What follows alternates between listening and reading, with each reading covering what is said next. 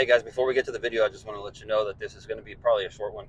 It was a swarm capture, 90 some odd degrees, 97 I think when we left. And anyways, I was by myself. As soon as I started trying to get a look at the swarm, they started attacking me in the face. So you'll see that I just put the phone down and I moved to a position of cover, and then I regroup and I set it up, and it was basically just vacuum and go until I found the queen. But anyways, here's the video. Hope you like it. Leave me a like if you can. I would really appreciate it. Thank you very much. Hey guys, we're on the way to pick up a swarm. It is mid-September, September 18th, I believe today. Yeah, and I just got a call about a swarm up in a tree. I got sent a picture. This picture right here. And it's about 6 or 8 feet off the ground apparently. Don't know why we got a swarm coming out this late in the season or in the summer, but we're gonna go see if we can snatch it up. I have a 5-frame nuke back in the back of the truck with some drawn comb, and hopefully we can get these ladies up and bring them home and nurse them back to a full functioning home. All right, so next time we talk, we'll be probably over there looking at it or setting up. Stick around. This should be pretty cool.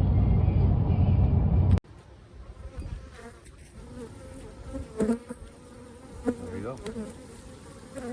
Put my hands.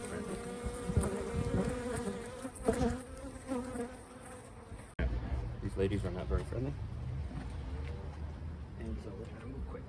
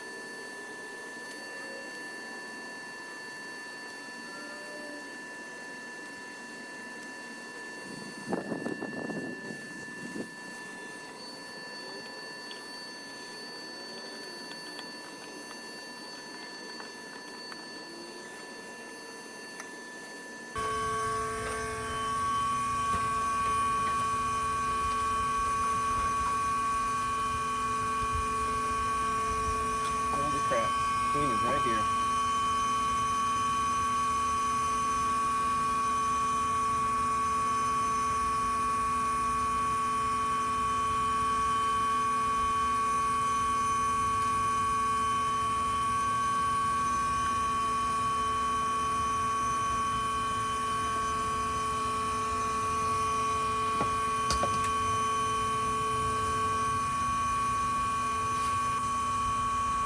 Queen.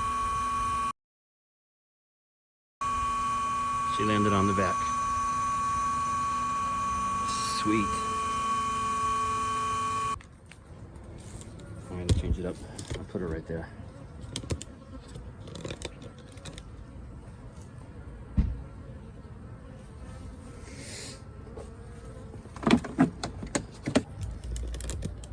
Since there's still some bees up there, I'm gonna put her here and try to catch the rest of them.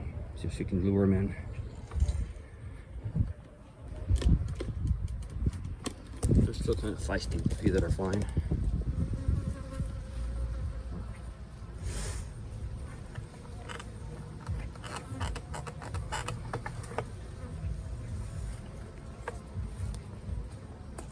Have the queen up here. Cage. Trying to lure those last few stragglers up there. I'm gonna give them a few minutes. And we'll check back.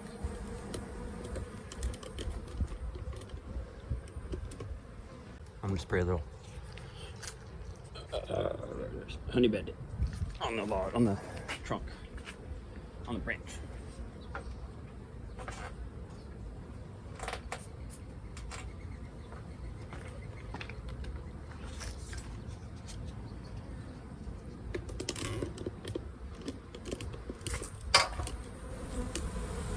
And we'll get them some.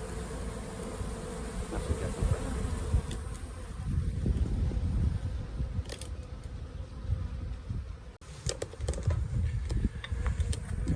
There's Queen with some friends.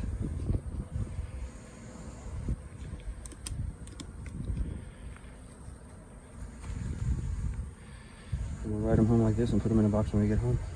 Yeah, it's like 100 degrees out right now. So they're not happy. Neither am I. I got stung in the face.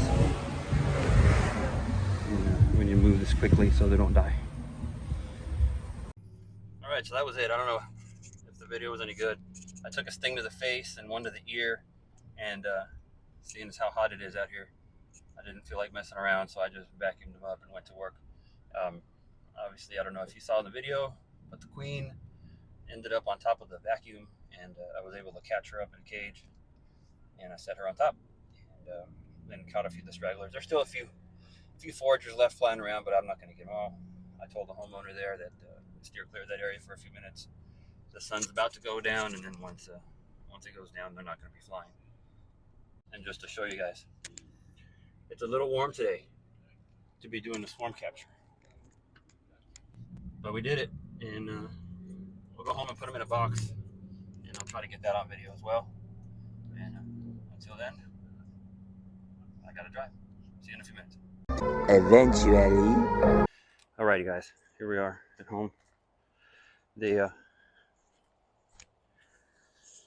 The ride over here was probably kind of stressful for them because it's really hot still. But the queen, her cage is right there. I don't know how she's doing. I'm gonna find out right now.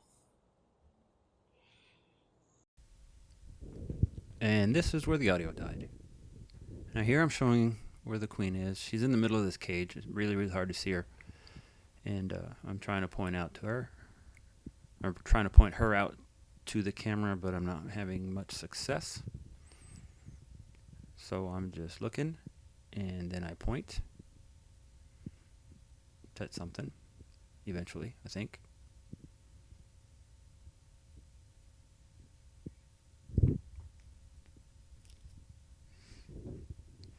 Yeah, there we go. I point at something. Somewhere in the middle, that's where the queen is. And it was very, very hot, and I wanted to make sure that she was alive before I started doing any of this stuff. And here I'm looking to put her in between a couple of frames. And so I pulled out a frame, and that's no good. So I put it back in, or there we go. That's the one I was looking for. It's got this triangle piece. That's where I eventually put her after I fiddle around. here I am, kind of being undecisive about what I'm going to do, and I tried a sticker there, and that's not going to work because then the inner cover is going to get in the way and maybe open it. Those queen cages are really, really easy to open, and the queens like to get out.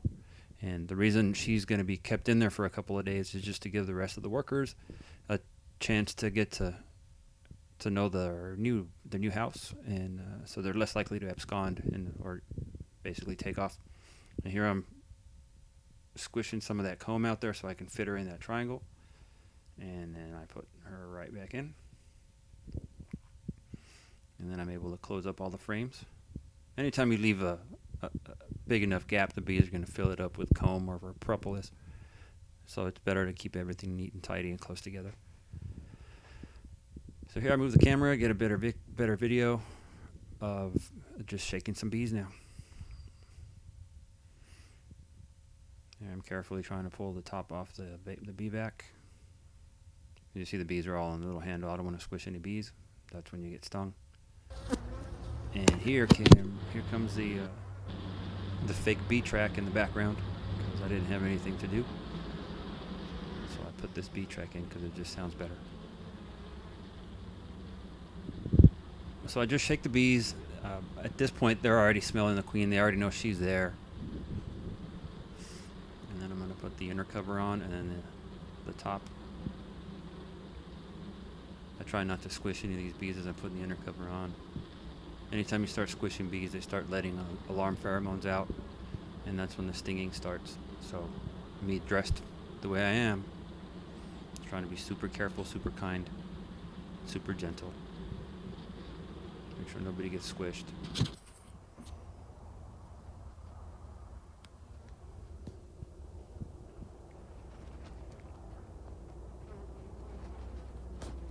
And once I'm satisfied that the lid's on good, then I'm just going to dump them right there where I was pointing.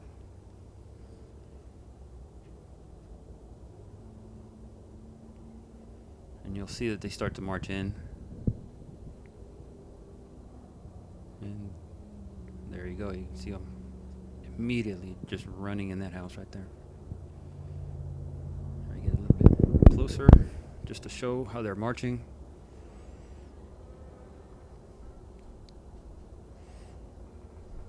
Always cool to watch this march. Never gets old.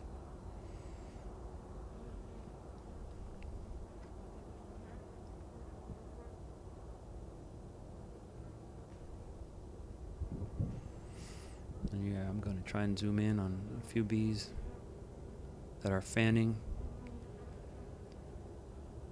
If you see the bees with their butts up in the air, flapping their wings, that's called fanning. And they're setting out a pheromone for the others to follow, like a homing beacon. That's what's making them run in right now.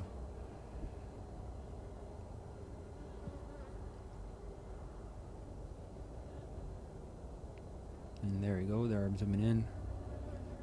You see those bees with their butts up in the air. They have a little flap that opens up and it lets out a pheromone. I'm trying to point there like... Anyways, those bees there on the landing board are fanning. Actually, almost all those bees there are fanning. And they're letting a pheromone out so the other bees know where to go.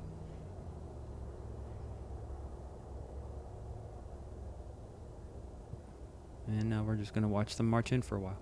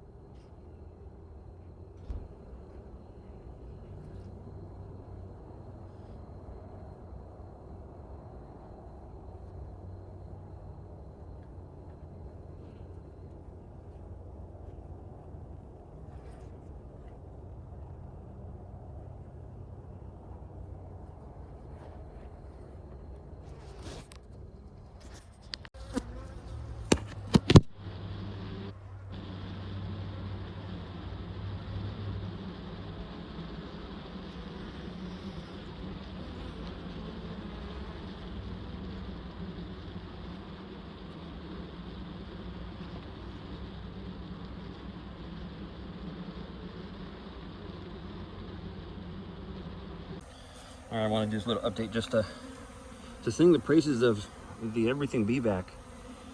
As hot as it was, there's about a 45-minute drive from there to here. And look at the amount of dead bees. Sure, there were some dead bees. That's going to happen. But there's not that many dead bees. And there's a ton of bees that made it.